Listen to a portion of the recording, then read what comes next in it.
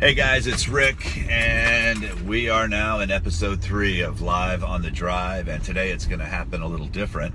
Usually I'm leaving my house in Nolensville and coming to my office on Music Row, but today I'm actually already on Music Row as we go for a drive because we had some problems at the office. I'm in an apartment complex right on Music Row where I keep my office, and I guess one of the sprinklers had an issue last night and it started dripping water down and went into my unit, was one of them that it went into, so I got an early morning call and had to get in there and move stuff around. Luckily for me, nothing was damaged thanks to Georgia Rose, the great little band that are Music Industry Blueprint members who happen to keep an office right next door to mine. They started taking care of that for me and moving it out. So all good. Maddie, Catherine, and I will be working remotely for the next couple weeks, then we move into our new office. But I thought today, being what I wanted to talk about had a lot to do with what's going on here on Music Row. I thought as I'm driving today and chatting with you and sharing that I would flip the camera around as we cruise down Music Row, and some of you who never get to Nashville might get a chance to see a little bit of it. So let me go ahead and flip the camera for you. All right, so here we are. We're over to my right is Belmont University, and I'm going to head down 16th Avenue. And I'm not going to narrate what's around me at this point because the stuff that I want to talk about today is pretty important. Let me start by saying this. I will not name the names of some of the folks that I am going to call into question. I don't think that's my place. I think that hey, if they think it's about them, I honor them and respect them and hope that they will call me, because I'll be more than happy to tell them that it is them that I'm talking about. But I've had the opportunity this week to meet with a couple new coaching clients. I had the opportunity this week to meet with one of the label clients that I consult with, and some of the information that they're getting is absolutely wrong, and it could be career damaging. So that's why I say enough is enough. Let me start by saying this also. There are no two artists' career paths that have ever been the same. There are no shortcuts. There is no way to buy yourself in and that automatically guarantees success. For a long time, everyone said, oh, Taylor's dad, bought her record deal. There's no shortage of dads with money with talented daughters. So if that were the case, there'd be 1,000 Taylor Swift. So for those of you that think that, you're ignorant. So let's just go ahead and put that part to rest. The other thing that we have to think about and look at, and I'm going to speak specifically today about country music, is too often people come to town thinking that there's a shortcut, that all they need to do is record a song, put up a fancy video, go hire a radio promotion team, get out there, and everything's going to take care of itself. That's not the case. Okay, that's just not the way that it works. If you want to look at some of the successes that we've had over the last few years, Kane Brown, Lucas Combs, Maddie and Tay, Tucker Bethard, Cam, Maren Morris, Chris Stapleton. These are all artists who were doing something that most people are scared of right now, and I don't know why. They were out there honing their craft. Okay, they were out there getting better as songwriters. They were out there playing. They were out there doing everything they could to better themselves. Kane Brown, my God, he built a huge, massive following on Facebook. Up to this point, he hasn't had what we would consider radio success, but guess what? He just had the #1 album not too long ago. Why? Because he spent a long time engaging his fans and building his fan base. So for those of you people out there that are calling yourselves artist development companies, and your first step includes recording an expensive recording and taking it to radio or shooting a video, you're wrong. Show me where that's worked. Show me anywhere. It hasn't worked. Right now, what's happening is it starts with the music. I agree completely with that. But it ends with the fans.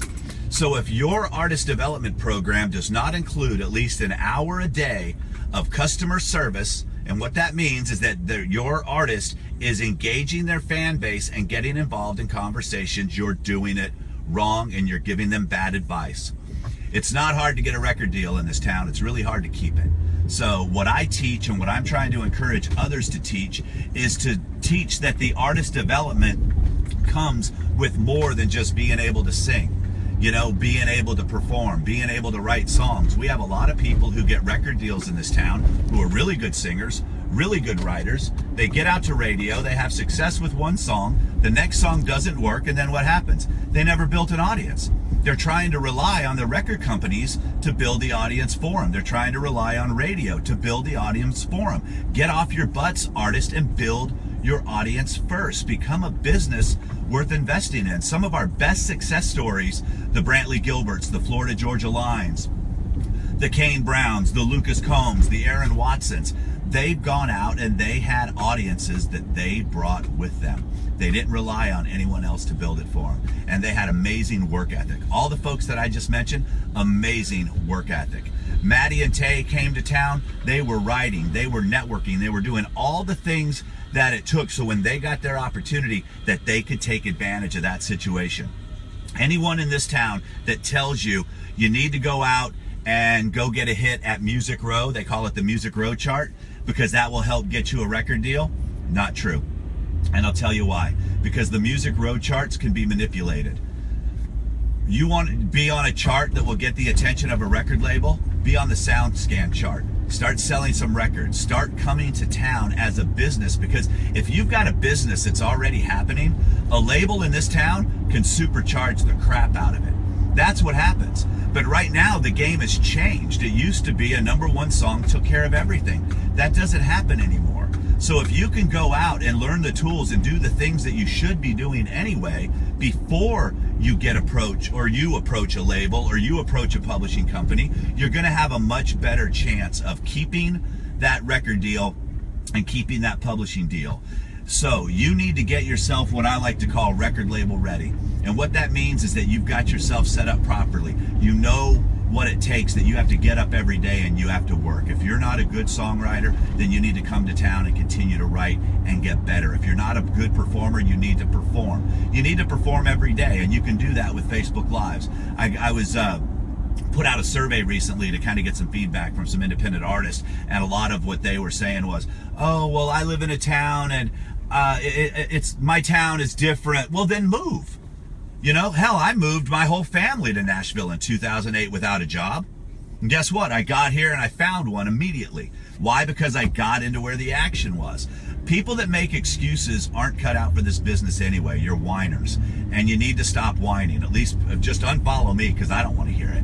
You know, there are no excuses. There are no excuses, except in fact, sometimes people are just freaking lazy.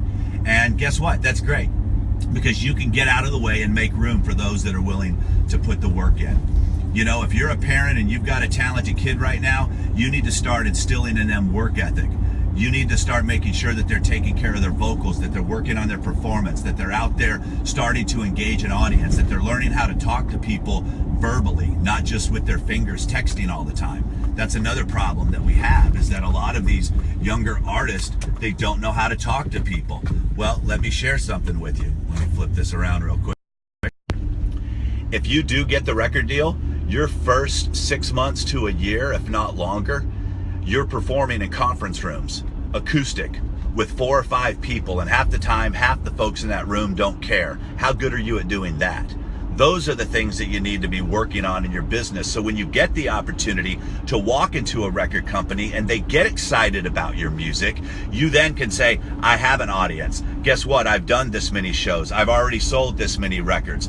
I'm already engaging my fans on a daily basis. Because what happens too often is an artist gets in, people get excited, and then they go, great, what's your social media like? Oh, you really don't have an audience yet. Okay, how often are you performing? Okay, well, then you need to go back and do this. Why not do it beforehand? Why not? Why not take the time to do it ahead of time? Just like any good athlete, just like any doctor, a doctor just doesn't wake up one day and go, oh my gosh, I was playing Operation last night and it worked well, so I'm going to go be a surgeon and start performing. No, they got to go to school. They got to get the tools. They got to put in the hours, doing it over and over and over again before they ever get to handle a live body. Why should music be any different? We've obviously seen over and over again that the TV shows aren't working. Well, guess what?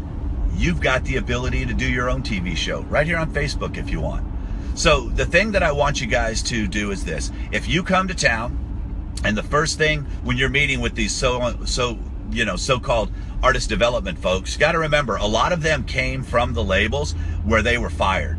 Okay, a lot of them got let go because the way that the business used to be isn't the way that it is anymore. But if they start trying to continue to make the same mistakes that, the label was making, the labels are starting to learn. It's the people that get let go from the labels go out and say, okay, what am I accustomed to? We go in, we find the right song, we record it, and we take it to radio.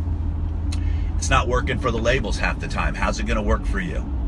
The people that I mentioned earlier, the Kane Browns, the Lucas Combs and all that, they worked their butts off ahead of time. Tucker Bethard was writing.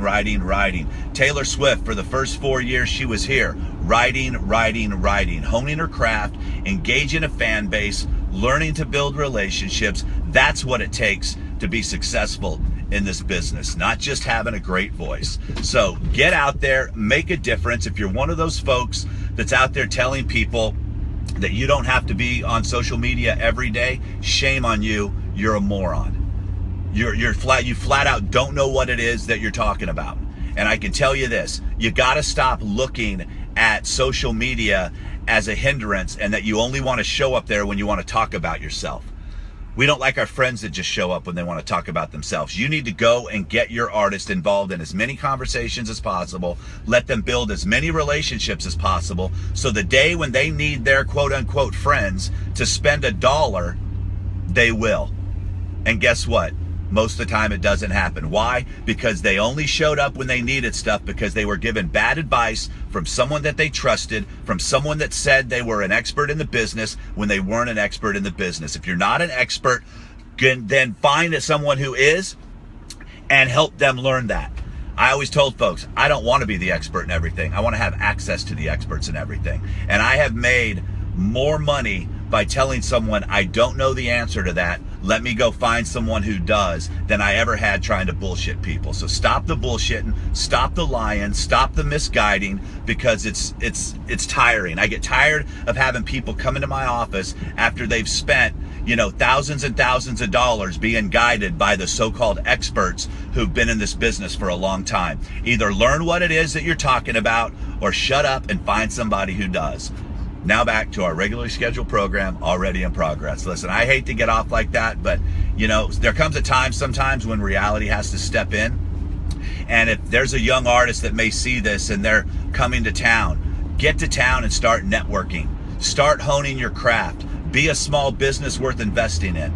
If I see a business that I think's worth investing in, trust me, I'm going to take it to the investors. And that's what I've been working to build, and the people that I've been working with as well. So sorry, I have no idea who's on this. I have no idea what the comments are. I'll go look at them later. Anybody that wants to yell at me, go for it. Anybody that wants to know if I was talking about them, please feel free to message me and I'll give you a call back.